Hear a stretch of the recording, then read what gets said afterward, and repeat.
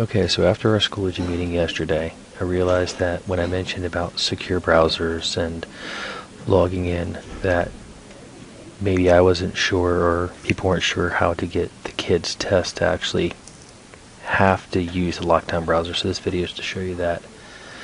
So if you go select the course that you want to use a lockdown test in, I'm going to use my sandbox course for this example. Go in that course. You're going to create your test. So I have a test right here that I created. And then once your test is squared away, you're going to scroll down to the lockdown browser right here. Now it might pop up and say enable. Go ahead and click enable. And then you should get this screen. You're going to click continue the lockdown browser. And then in here you're going to find the test that you want to have the students required to take in the lockdown browser.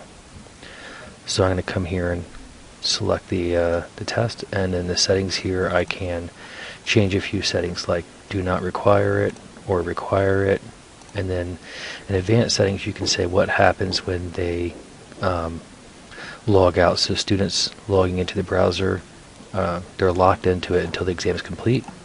Boom.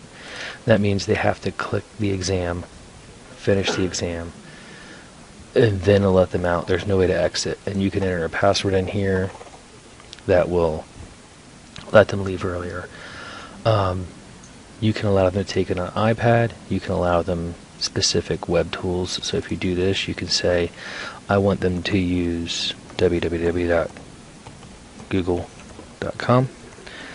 Of course, you probably wouldn't allow that website, but you would allow them something like Desmos calculator, or you might allow them to use the online book. Could be an example of a website you allow them to use.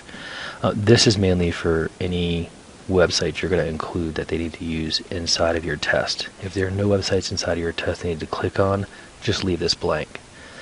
And then you can enable calculator, standard or scientific, and you can enable printing, which I would not.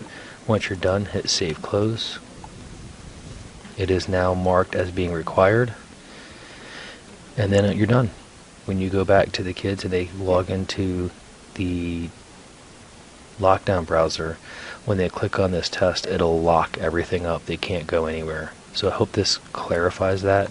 But if you've used this and it works in your class, just shoot me a shout out and let me know and say, hey, this does work and it works great. Thank you.